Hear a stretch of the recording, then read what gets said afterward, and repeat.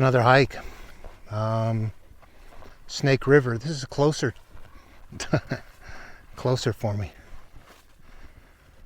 It's a fun hike. Anyway, you know what? I thought I would cover another issue or talk about something else. Because I always talk about the healing, the deep stuff.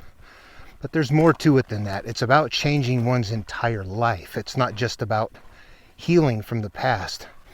I harp on that, trying to get people on board and whatnot, but I don't want to get into the... You know the DVD, The Secret?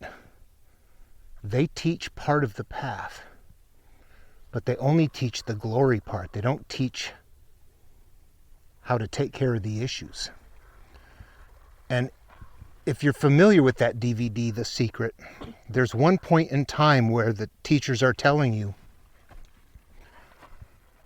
that all of the things that happened in the past, and they're mentioning things like being in a motorcycle accident, being homeless, having parents as alcoholics, being told they were not going to amount to anything. These were, they were all, well, if you've seen the DVD, you'll know.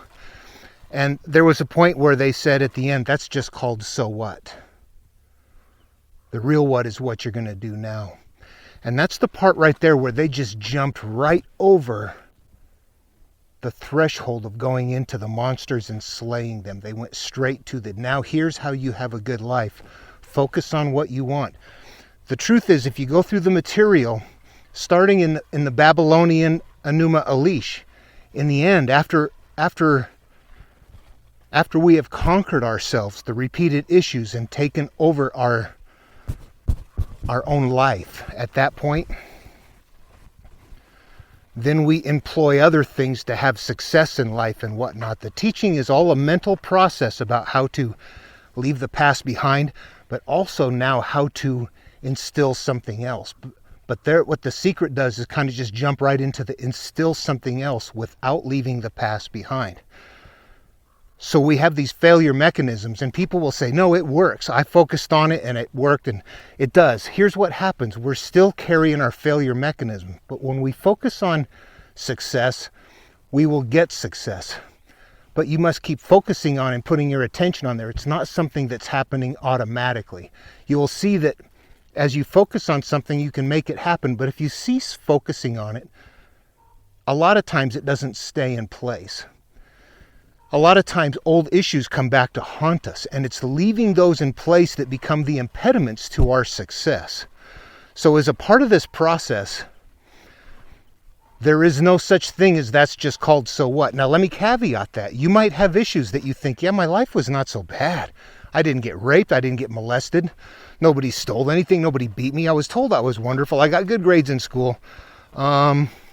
I didn't know about this other stuff. You could be a person that's ready to go on this search that isn't dragging a lot of baggage. Usually people that go on it hard, though, have a lot of baggage. What's the Gospel of Thomas? One of the first verses, blessed is the man who has suffered and found life. Something like that. The person, man or woman, doesn't matter. The consciousness. At any rate, I wanted to say that about The Secret because that is something that comes up in the teaching. They do have that right. But what they didn't get right, or what they glazed over, and if you think about it, it would be difficult. How do you handle, in a 90-minute show, the psychology of people that have been raped, murdered, and molested, and, well, have family members murdered? There's a lot of tough issues. But the reality of it is, if those things have happened, you cannot just sew that stuff away. It doesn't go away. We know that. It continues to act out and cause cyclical failures. And though we can focus on getting around it and circumventing and causing a different cycle to happen, boom, we go right back to the original ones in there. Sorry, Willow. Are you okay? I stepped on her paw. She got right up behind me. Sometimes she does that. Yeah. She hikes like a dog. She just brushes right by you. And she expects you to brush by her too. Anyway, that's a fun thing. Anyway, this is a cool place down here by the river. Another fun place to go hike. That was something I wanted to talk about because it's not all about taking care of the pain and the hurt and all of that stuff. Here's the deal. When we're born, we're in that state of you can become anything. I'll caveat that with there are some natural things in place that are going to act out in a society that we need to be aware of. Sex drives and things like that a lot of times people will tell you are sinful or something like that are actually normal things that we need to understand. We don't need to act upon them, but we need to know what they actually are. Those are parts of who and what we are. They're going to act out, or you're going to sense those. That's normal. It's not sinful. But beyond a few things like that in brain types, there's going to be people that are very outgoing. There's going to be people that are quiet. There's going to be people that are artistic. There's going to be variety of brain types in that. We're not all going to be the same. But at that point in time in birth, wherever that starting point is with those couple of things in place, from there, life can become anything. You can be raised someplace where you're tormented and you will become a tormented person. You could be raised someplace where life is wonderful and you will become a wonderful person. We need to know that it is the conscious choices that we made along the way that created who and what we are. And it's an energy-based cosmos, and our thinking and what we're holding is energy-based, and it's creating the flow. Remember, we emerge from the universe. It starts out at some point, it's energy. When it starts, there isn't carbon. We're made of carbon. When the universe begins, there is no carbon yet. Are we products of the universe? I would say we're never out of it. We are the universe becoming aware.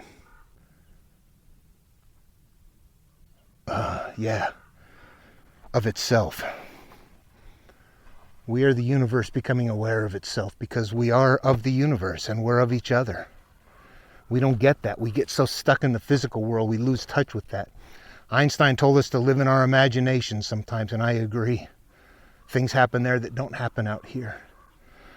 And the mind is where everything is taken care of that creates this. So not only do we have to, if you're born and you look back on your life and it was painful and hurtful, but you are also taught things like, you're also ugly, you're stupid, you're fat, you're worthless, you're dumb, you're never going to amount to anything. All of those kind of things too. We can grow up later thinking we don't have very good feelings about ourselves, and all of that stuff is left in place. And just saying forget about it is not the right thing to do. But you know what? It's lucrative to do that. It's popular to bypass the hard stuff. But how does it work? How's that working? It'll come and go. And if you can let your past go and you don't have many issues, you're going to see a lot greater success than somebody that's going, oh my God, I don't believe I should be of any value. I'm a horrible person. I've been hurt. That person is not going to succeed unless they rectify some things first. You cannot so what that past away. And you know it by seeing your success. Measure it against the way your life is. How does it emerge? How do you experience emotionally your life experiences? That's what's inside. Anyway, I'm going to turn this off and walk for a little bit. Pick it up a little bit later. Maybe we'll walk off this ridge together here. I don't know how that I guess the videos about no different. They're all the same, aren't they? But this is a fun place to walk on a fall day. It's quiet down here.